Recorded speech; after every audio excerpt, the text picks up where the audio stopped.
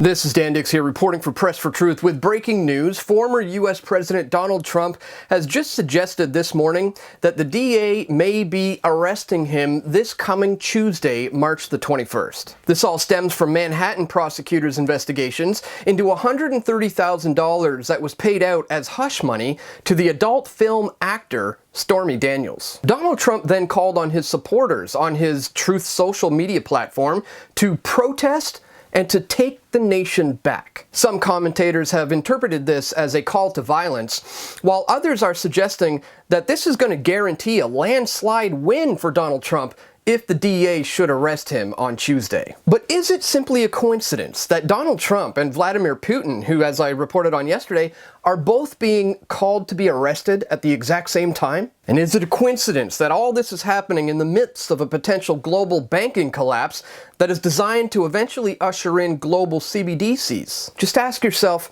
why was Donald Trump recently reinstated on Facebook and YouTube and Twitter after a 2-year ban? If he is truly a threat to the establishment, do you think we'd see 24/7 news coverage like we're about to see next week? My friends, you are being played.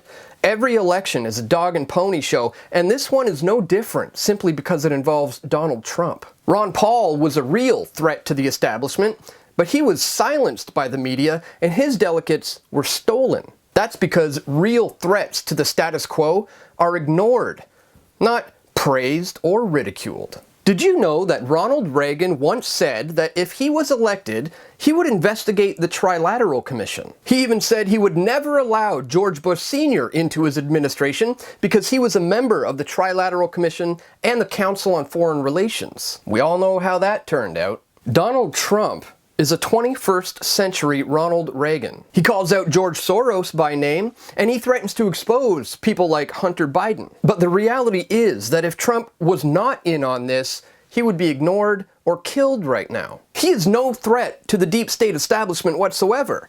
Do you remember when he said he would drain the swamp and arrest people like Hillary Clinton? We all know how that turned out. It has been completely clear, at least since the year 2000, that elections are completely rigged and are totally bought and sold. But here's the thing.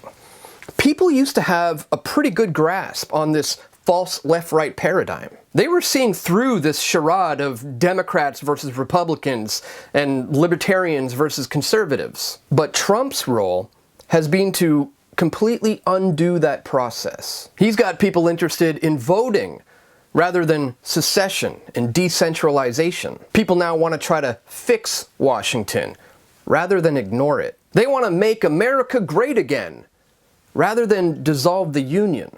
Everybody knows that Joe Biden is owned and controlled by the deep state, and he is saying that the banking institutions are solid and sound right now. And everyone's heard of the Federal Reserve, and many people correctly see it as the cause for all of our financial problems. So all of that rage and all that energy needs to be concentrated into something or someone who's going to carry out the agendas of the deep state. And that's where Donald Trump comes in. Just like Ronald Reagan, he's a puppet, a phony populist who's there to continue on this false dichotomy that there's any differences between the Republicans and the Democrats. But don't be fooled, my friends. Elections don't matter. And the only thing that's going to get any attention here is to not vote. If 250 million Americans turned away and stayed home on Election Day, if voter turnout was well under 50%, the legitimacy of the entire system would be in question. But by the looks of the way things are escalating here, it looks like the voter turnout in 2024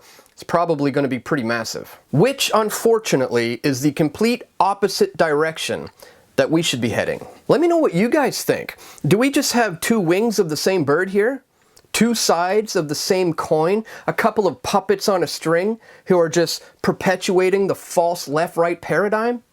Let me know your thoughts in the comments section below. And my friends, if you appreciate my efforts to bring you this information, please check the links in the description below to where you can find me on pressfortruth.ca/donate. Thank you so much to anyone who does take the time and effort to make a contribution to me there. I can't do this work without you. And that's all for today, guys. Don't forget to click that thumbs up button, share this video, and stay tuned. We're going to have more video reports coming soon. This is Dan Dix reporting for Press for Truth.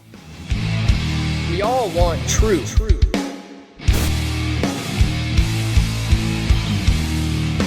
The truth will set you free.